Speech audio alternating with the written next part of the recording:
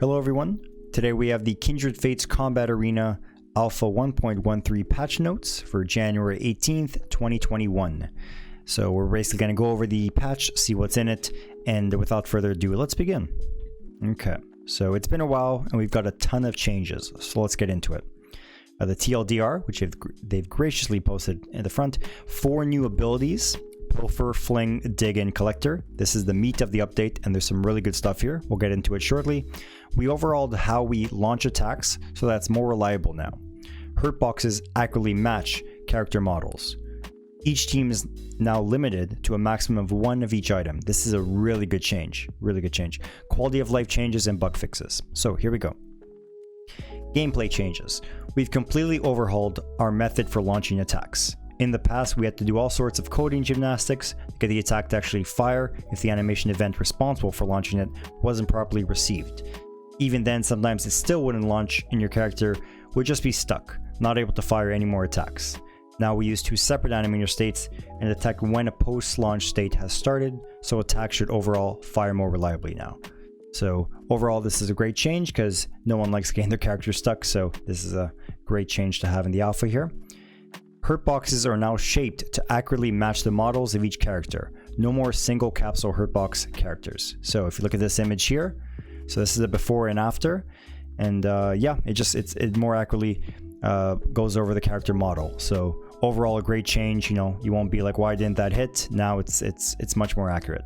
So yeah, this is a great image they've used here to showcase this because it's pretty clear. So let's scroll down a bit more. Ranged basic attacks now step through a series of animations instead of always playing the same one. The number of online players is now displayed when queuing for a match. We track when a player is disconnected during a game, which should help our leaderboard be more accurate in the future. You can now turn the audio sliders to 0 instead of 1. This allows you to actually mute sounds. The round timer's color changes to red when there are only 60 seconds left in the round. And they've added a custom end of game message for timeout victories or timeout losses. All right, what you've been waiting for, the new abilities. Here we go. So, Pilfer.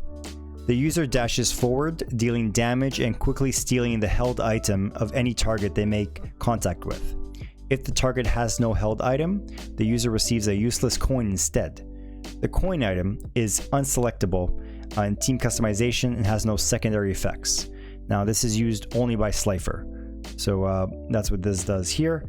So yeah, this is a great move, and it lends to Slifer being a thief, you know, stealing the items. So a lot of possibilities here, and there's even something that combos with Pilfer. So I'll show you what that is shortly. Fling will be the next one. The user throws their held item with all their might in a target direction. This ability's type, damage, and secondary effects change depending on the item thrown.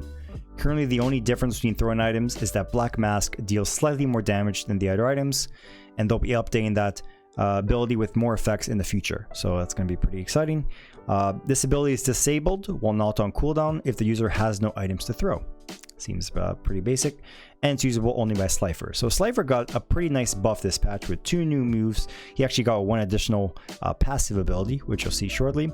But Pilfer and Fling, I can tell you guys, I've used it a little, not a lot, but I'm going to play it a bit more. It's a lot of fun to use from what I've seen. So I would definitely get in there and try them out. Because yeah, Slifer is going to be a force to be reckoned with. Let's go down a bit more. Here we go. Dig, let's get that there. There we go. Dig. The user tunnels underground, becoming untargetable for up to 5 seconds. When they emerge, they deal damage to any character they collide with and stun them for 2 seconds. The attack can be reactivated while the user is underground, allowing them to re-emerge early. This ability also allows the user to tunnel under obstacles. So, you know, on the runes map, they can go under those walls, which is pretty cool. And it's usable by Shovelet, obviously. So yeah, Shovelet gets more versatility, more moves. So I'm a big fan of this move, and it's also really fun to use. Like, you guys are gonna see the animation. I'll put it up on the screen, or you've already seen it. It's quite a good move, and I'm looking forward to seeing it used in regular PvP. All right, now the passive. Here we go. Collector passive, the first passive ability to be implemented. This passive is used by Slifer, allowing them to hold up to 3 items instead of just 1, like most other kinfolk. this passive is very useful when used in conjunction with the new abilities Pilfer and Fling. So yeah, if you're using those abilities, this is going to be big for you. So you can hold up to 3 items. That means you can throw 3 items in a row for heavy damage or moderate damage, but they all add up to pretty high damage. So it's important to note, guys, every kinfolk is going to have a passive from what it seems here. Or we don't know if every kinfolk, I think they will, but there's going to be more passive in the future from what they've said. So really excited to see how this turns out, because it's going to add a lot more to team customization, the decision-making process. Yeah, so let's continue down. Balance changes. Each team is now limited to a maximum of 1 of each item. Rest in peace, full Peach teams. So I'm really happy with this, because it was too strong. Everyone, like, Peach is probably the best ability or item in the game, so I'm glad that it's only 1 of each item. Static effect damage, poison and burn no longer cancels channeling abilities such as rest, sharpen, fortify, etc. Dodging and dash attacks now travel a fixed distance with the exception of bounce. The user's momentum is now cancelled at the beginning and end of dodges and dash attacks, only at the beginning for bounce. Caustic Cloud, which Skulkin has, the damage per tick is reduced from 15 to 12. Ember Scorch, the damage per tick reduced from 15 to 10. So the tick attacks have been reduced, or the damage over time attacks. Spore Dance, which is used by Kuroki. Other abilities can be used much sooner after using Spore Dance now, so that's pretty cool. Thrash, the user can no longer swap during Thrash, the user can no longer use other abilities while using Thrash, and the user can no longer move in between separate punches of Thrash. So there we go, some changes there for Thrash, and I think those are good overall. And Rock Slide, so they adjusted the collider sizes of rocks to more accurately match the VFX. So there we go, those are the balance changes. Now let's go over the bug fixes.